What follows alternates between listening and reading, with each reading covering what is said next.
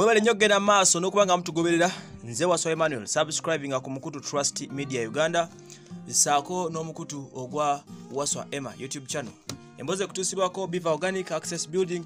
Lubaga Road okubanga okwasaganya ensonga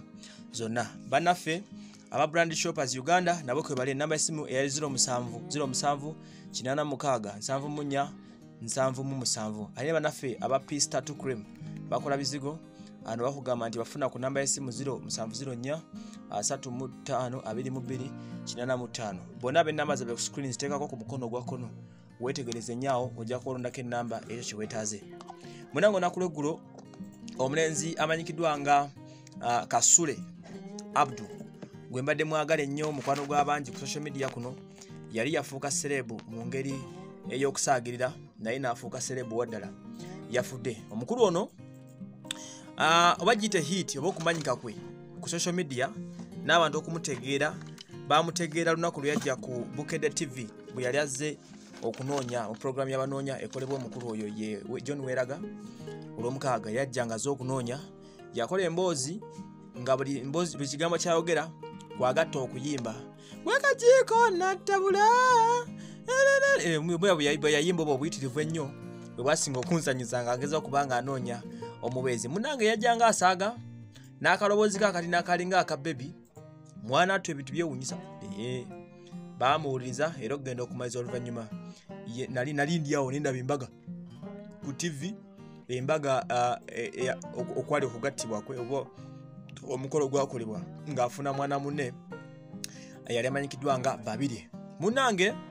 bano batandika obufumbo ne balinga okubanga baddukanya obulamu. Okuva olwo Kasule ono yafuuka serebu ku social media olw'okuba nti ebigambo bye byawomeranga nnyo abantu.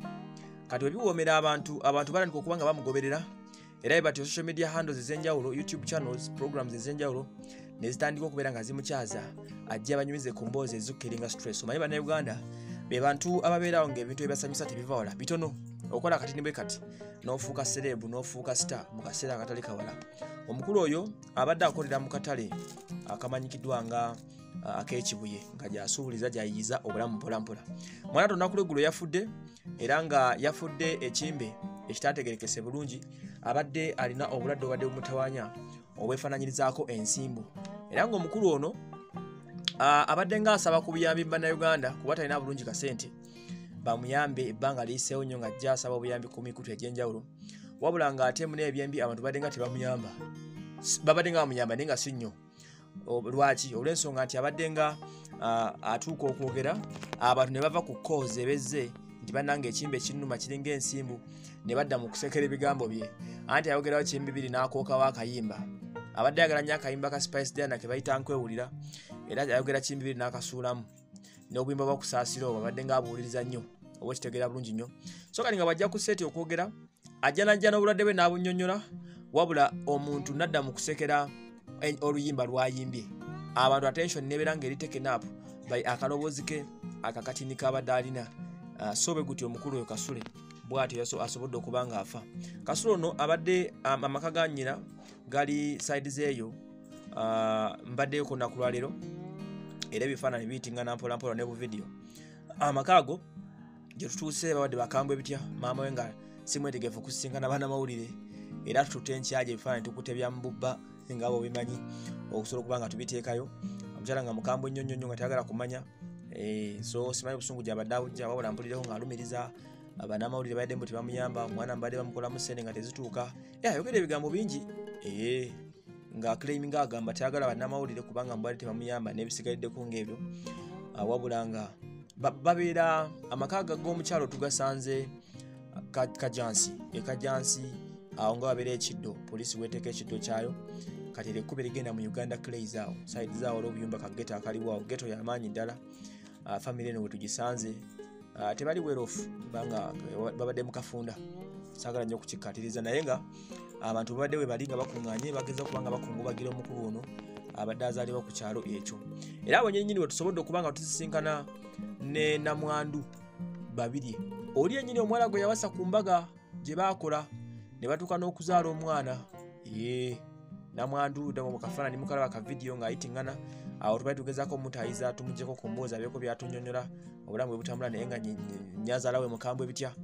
natugobaganya namutujjako namutulemesa okwogera naye naye ng'oyo yabadde mukyala gwe mulabako mu videos ezo yabadde mukyala wa Kasule gwe yafuna oluvannyuma lw'okugenda ku program ya Bukedde eyabanoonya so be gutyo tetusobodde kufuna nnyo mu lukisa kwogera n'abantu be kuba tebatuganyiza ne bankubadde abantu b'okukitundu bonna badde bamutegeera era badde bamwagala nnyo kuba badde mutabani wa ku kyalo abadde muntu mulama nga tabalinaako buzibu nga nabo kanyinyini nga bba batuuze ku kyalo tebamulinaako problem yonna so n'olwekyo ensonga bwezityo bwe ziri ntegeddeko nti bateekateeka muziika maaso awo era nga bayinza omuziika enkyako nga bakugenda mu maaso ku kyalo kala kajjana ko ndierabidde wabula nga mbagambya kafo akamanyikiddwanga akakafa akamanyikiddwanga Uganda Craze awa wennyini awo wetusobodde okubanga tukwasaganya wetusanze family eno so n'olwekyo bwe bityo naye nga okubajjukizaako ko waliwo interview nalabako studio ku Bukedde okwo nga omukyala ono nti yali yanobako era omutufuka yatunyumiza emboozi ng'agamba nti omukyala we yali yamunobako okwo olw'okuba mbu teyalina ssente ate n'ekirala ono yali yagaana okulokoka nga yagamba mbu abalokole bayaaye okusinziira okusinziira mu balokole bayaaye bamukyankalanya era mu bimu byamugana abalokole mbu yalagezaako okugenda mu zikyase z'abalokole ezo asabe yatunyumiza ka scenario nti buli omusumba byamusabira nga agamba fire nga n'olwi luvuga fire nga n'olwi luvuga fire nga n'olwi luvuga ekyamuviira kwe kudduka emisinde n'agamba wayi sijja kudda mu kyakye zino ez'abalokole ate okuddamu okunkyankanya so n'olwekyo abwatyo bw'ali n'abanga yali mu kukoozi mbu yaleetera mukazi we okunoba asaako nekiro abadde yeevuma nnyo famire ng'agamba nti famire ye yamukyawa famire yamukyawa nga tebamuwa budde era nga tajjanjabiddwa kimala ekintu kye ky'ensimbu era abadde nga asaba nnyo obuyambi mu bantu ng'ebadde bamujanjabako ng'agamba nti famire yamuvaamu olw'ensonga nti yalina ensimbu baamubuula era nga famire abadde tajjogerako akalungi yadde n'akatono okusinziira ku mboozi ebadde efubutuka mu sayidi zeeyo mu kitundu ekyo byentegeddeko mu nkukutu mu batuuze bagenda banyo omuntu wamala okufa abatuuze balinga okunyumyanyumya emboozi mpolampola at the same time so bwegutyo begubadde omukyala ye maama we sobodde kumufuna kifaanani olw'ensonga abadde mukambwe ng'ayinza okutulyamu agalaba so bateekateeka kugenda kumuziika ffe nga bannamawulire abadde mikwano gya Kasule tujja kugamba RIP abadde content creator mulungi nga osobola okumuhostinga ku YouTube channel abamuhostinzeko mu kirabye n'ofuna views obulamu ne bisigala nga butambula so abadde mulungi nnyo mu kutuwa content ate mune wanyene Uganda ebintu ebikola amawulire si bingi bitono nga bw'okiwulira kyolaba ng'ekyokusaaga ekitine nnyo kyekikola story wane e Kampala kyobalaba okufa kwa Kasule kwasobodde kwanga kusaasana internet yonna buli omu n'akuwa ebirowoozo nga lomu yeebuuza Kasule afudde akale no kyekyo kitalo kitaludde family eyo tukisasiddeko naye ng'enteekateeka z'okuzika zibatuusaako tulabe nate gye binaggwera mubeere bulungi mweraba